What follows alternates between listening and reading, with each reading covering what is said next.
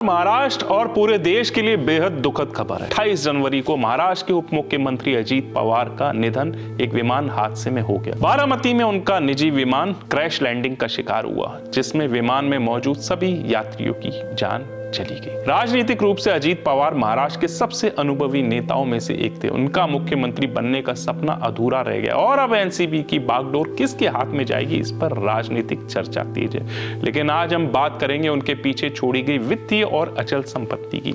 2024 में उनके हलफनामे के अनुसार अजीत पवार की कुल संपत्ति लगभग 124 करोड़ के आसपास थी। उनकी संपत्ति का बड़ा हिस्सा अचल संपत्ति में था। उनके पास बारामती और पुणे में कई फ्लैट और मकान, साथ ही कृषि भूमि भी थी।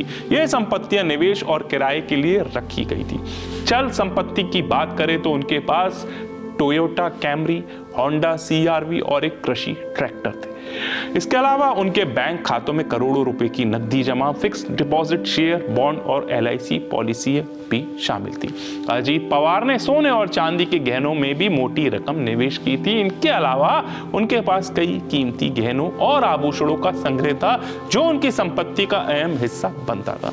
उनकी पत्नी सुनेत्रा पवार, जो महाराष्ट्र से राज्यसभा सदस्य भी हैं, के पास भी संपत्ति है। कुल मिलाकर पवार परिवार की वित्तीय ताकत और संपत्ति महाराष्ट्र में राजनीतिक और आर्थिक दृष्टि से काफी प्रभावशाली मानी जाती थी। अजीत पवार की संपत्ति और विरासत अब सवाल खड़े करती है कि पार्टी और परिवार में इसका भविष्य कैसे संभाला जाएगा। राजनीतिक विश्लेषक कह रहे हैं कि एनसीपी की बागडोर अब किसके हाथ में जाएगी, ये अहम सवाल बन गया है। तो ये थी अजीत पवार की संपत्ति, वित्तीय विरासत और पीछे छोड़ी गई संपत्तियों की पूरी जानकारी।